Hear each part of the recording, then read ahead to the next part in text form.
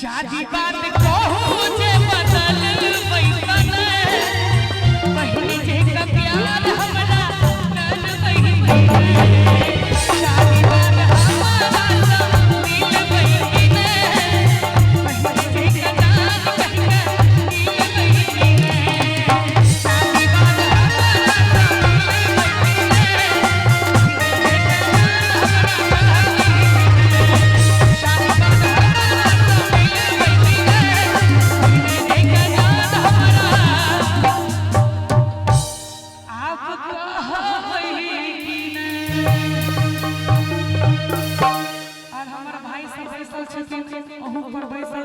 श्री श्री 108 श्री विश्वकर्मा पूजा युवा समिति के अध्यक्ष भाई संजय जी उनका दिस 101 टका का पुरस्कार। नवयुवक कल्याण समिति बजरंग दल फरोरिया ही उनका दिस गांव के नाम है।